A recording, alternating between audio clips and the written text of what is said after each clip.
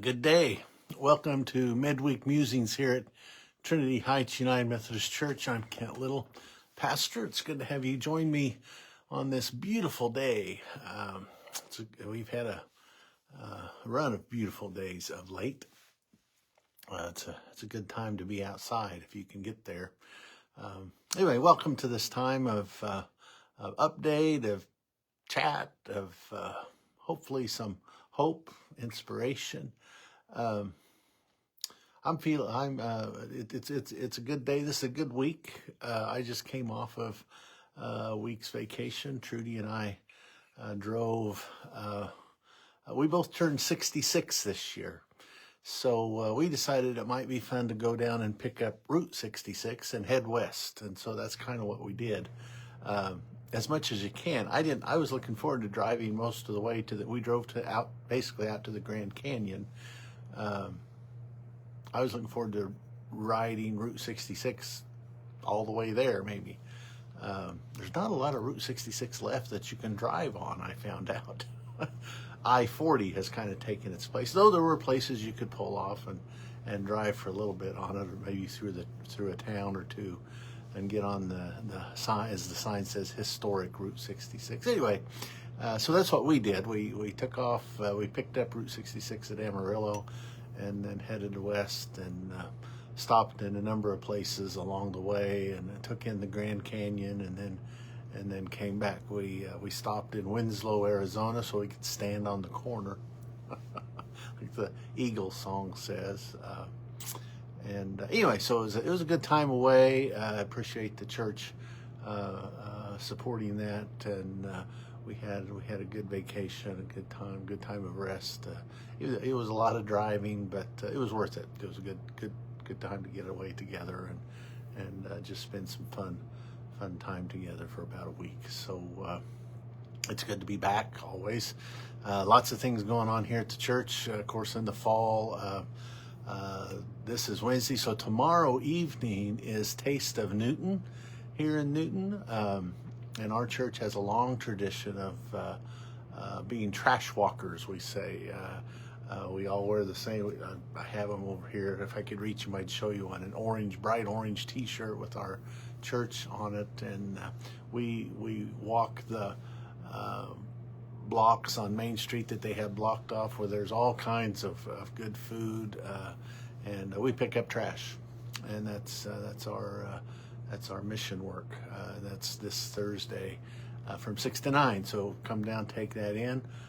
If you haven't volunteered to be a trash walker and pick up trash, and that sounds like something you'd like to do, there's still time to sign up for that. But I hope you can get out. I think it's supposed to be a nice evening again. So that's tomorrow evening from 6 to 9 downtown Newton. And then, of course, we have Coffee with Kent tomorrow morning at 1887 on the Bethel campus. Come down and join us for a cup of coffee and just good conversation. There's no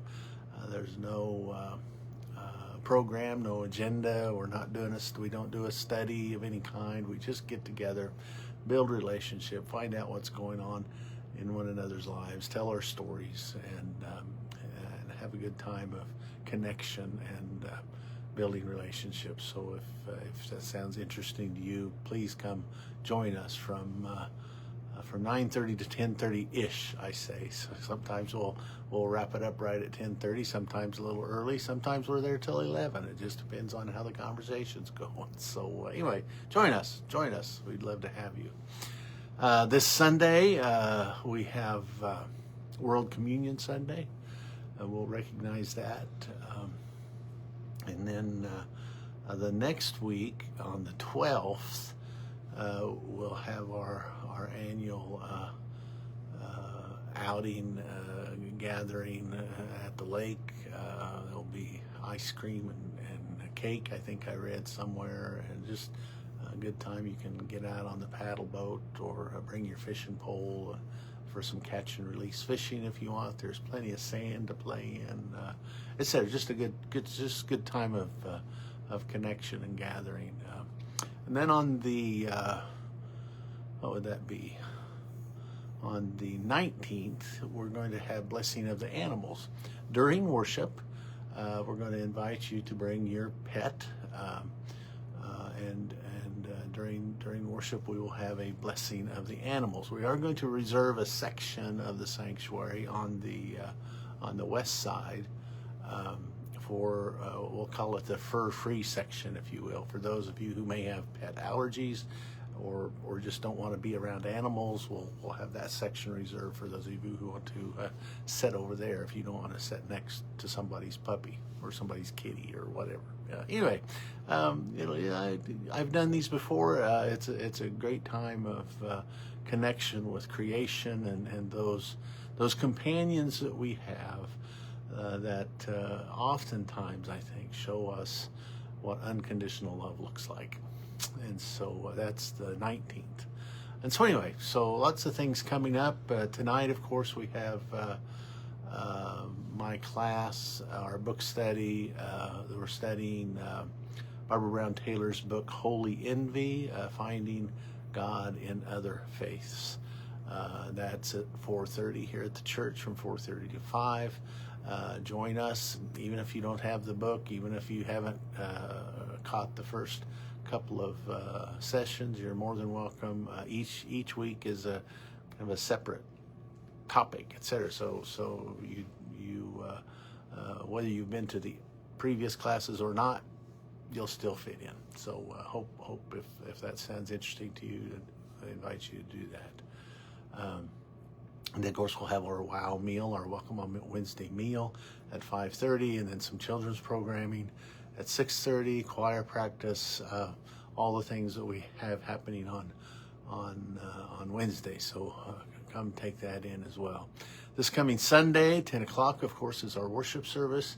At 11:15, I am having just a meeting with Kent, with me. I always hesitate to call it a new member class because that's not the focus of the gathering, though we have a number of new faces in the congregation who have been attending lately, and it's not designed just for them either, but just an opportunity to all do kind of a Cliff's Notes version of the United Methodist Church. Things that are important to us as a denomination, some changes that we've gone through over the many years, and then of course we'll talk about Trinity Heights in particular, ways to serve, how to get involved, how to be connected, and those kind of things. So certainly, if we have those who might be interested in joining the church, this would be a time to get together and get to know each other a little better and answer questions around that. What does that mean? Or if you've been a member of the church for 60 years and you just want to gather together and meet people who are newer than you, maybe you have questions about the United Methodist Church and Trinity Heights United Methodist Church. So it's not a meeting just for those who may be new or new to the United Methodist Church or new to Trinity Heights. I open it up to anyone and everyone who wants to be there. So we'll probably meet in one of the classrooms in the west hallway, and just a time I look for it to last no more than an hour, just a conversation. Like I said, I'll give some bits of history and that kind of thing, and then talk about the United Methodist Church as a whole, and then specifically Trinity Heights United Methodist Church and the things we do here and what are important to us. Listen to questions, ideas, etc. So anyway, hope you can take that in if that sounds interesting to you. 11:15 or as quickly as we can get in there after worship. So I hope you can take that in. Whew, that was a whirlwind of things and stuff going on. So this coming Sunday, we are going to delve into a little bit of Paul's second letter to Timothy. It's a familiar passage for many people. Paul is giving encouragement and challenge to Timothy to keep the faith, to remain steadfast. But God did not give us a spirit of fear, but a spirit of courage. And I think it's relevant for our time. so many times we can encounter those who disagree with us, and it can be sometimes it can be an intimidating thing, and it's hard to have that conversation in a rational and sometimes in a civil way. And Paul encourages, Timothy encourages us, I believe, that stand up for what you believe, embrace what you believe, embrace the Christian faith, and don't be ashamed, he says. Don't be ashamed. I think sometimes I was reading some of the commentaries today about this passage, and it struck me that I think in many ways sometimes it feels like we live in a society and a culture that thrives on shame. And tries. There are those in our world that try to shame others into agreement, shame others into their particular understanding of a particular faith, even Christianity. And Paul in this letter to Timothy encourages him, don't be ashamed. Don't be shamed, is how I would interpret that as well. Believe the gospel, believe in yourself, believe in God, and stand up for what you believe is right. And anyway, and I recognize in the world we live today, that's not always an easy path. It's difficult. It's difficult. And so anyway, we're going to wrestle a little bit with that this Sunday. You know, what does that mean? How do we do that in a loving way, in a civil way, in a way that we seek not just to be right, but rather how we seek to understand and how we seek to be compassionate, and how we seek to strive toward that beloved community that we talk about.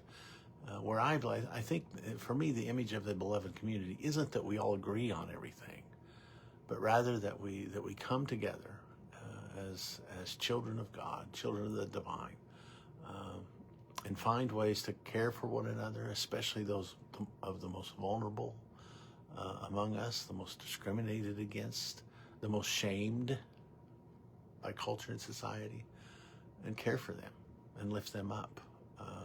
Even in our differences, So anyway, that's what we'll be wrestling a little bit this coming Sunday. Hope you can join us. Either, of course, you're welcome to come here in person. We'd love to have you. Or if you can't make it here in person, come join us online. You can find that link on our website for the live stream, and it begins. The service itself begins at 10 a.m. On Sunday. So hope you can join us for that. Anyway, it's good to be back. It's good to be here with you on a Wednesday afternoon. Hope you're having a great day. Get outside if you can. It's beautiful, beautiful, beautiful day. Hope you have a great one. Thank you for being here. As we say here at Trinity Heights, continue to strive to be a light and to love one another, every single other, until there are no others, only one beloved community of all. May it be so. May it be so. Goodbye and God bless.